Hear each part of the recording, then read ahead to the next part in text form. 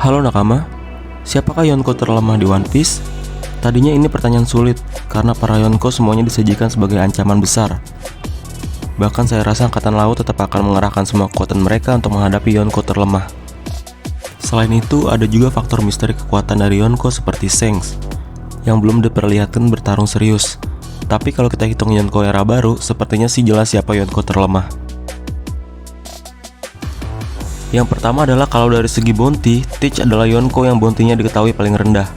Dari yang diketahui, Martial D. Teach adalah Yonko dengan bounty paling rendah. Bounty dia adalah 2 miliar, itu bahkan kalah dari Luffy yang 3 miliar, dan Kid serta Law yang bahkan bukan Yonko. Tapi apakah itu otomatis berarti Teach adalah Yonko terlemah? Mungkin tidak. Bounty 2 miliar Teach ini bisa jadi lebih disebabkan karena dia adalah sosok baru yang tadinya memiliki bounty 0 dan meroket jadi Yonko dalam waktu yang sangat singkat.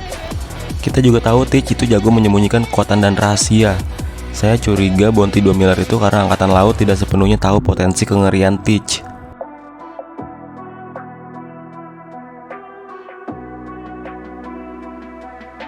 Yang kedua adalah kalau kita memperhitungkan hanya Yonko original, maka Edward Newgate era Marineford bisa diperhitungkan lemah karena penyakitnya.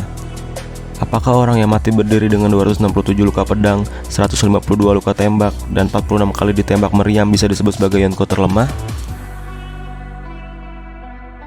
Semasa prime-nya sih, Edward Newgate alias Shirohige adalah manusia terkuat di dunia. Sosok yang mampu beradu kekuatan dengan Goldie Roger sampai membuat langit terbelah. Namun, Shirohige di Marineford memang terasa sudah melemah dibanding masa prime-nya. Salah satu yang menarik perhatian saya adalah kejadian di bab 568, di mana dia tiba-tiba memegangi dada dan batuk berdarah. Situasi Shirohige itu berdampak buruk. Bukan hanya kemudian Akainu bisa menyerang Whitebird, Marco pun jadi lengah hingga dia bisa diserang Kizaru dengan mudah.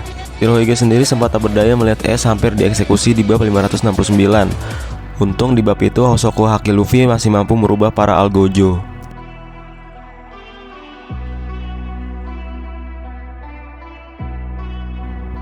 Yang ketiga adalah Mihawk tak tertarik lagi duel dengan Shanks setelah Shanks kehilangan lengan. Di bab 96, Mihawk mengatakan dirinya tak tertarik menantang Shanks yang hanya memiliki satu lengan. Itu seperti mengindikasikan Shanks dengan 2 lengan dulu kekuatannya bisa jadi jauh lebih hebat dibanding dirinya yang sudah kehilangan satu lengan. Selain itu, di antara 4 Yonko original, Shanks, Shirohige, Big Mom, dan Kaido, Shanks memang punya bounty paling rendah. Apakah itu berarti Shanks paling lemah? Sebenarnya tidak juga. Kalau Shanks baru jadi Yonko 6 tahun sebelum alur Wano, itu berarti dia jadi Yonko justru setelah dia kehilangan satu lengan. Kita juga sudah melihat saat Shanks muncul di Marineford, Angkatan Laut memutuskan menghentikan perang. Yang keempat adalah kalau Yonko era baru, ada satu nama yang terasa sebagai Yonko terlemah sepanjang masa. Bagi secara ajaib naik jadi Yonko setelah Big Mom dan Kaido kalah. Penyebab pasti Bagi naik jadi Yonko belum diketahui. Meski begitu, dari yang kita lihat sejauh ini, Bagi bisa jadi adalah Yonko terlemah sepanjang masa. Kekuatan dia bahkan mungkin masih kalah dari Mihawk, Law, dan Kid, yang semuanya tidak jadi Yonko.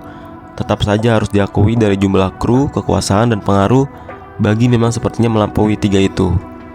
Jadi kalau kamu bertanya siapa Yonko original terlemah, itu sepertinya adalah Shirohige yang tua. Tapi kalau kita memperhitungkan semua Yonko, Bagi bisa jadi yang terlemah sepanjang masa, kecuali ada plot twist si Bagi sudah meningkatkan kekuatannya tanpa kita sadari. Bagaimana menurutmu? Komen di bawah ya.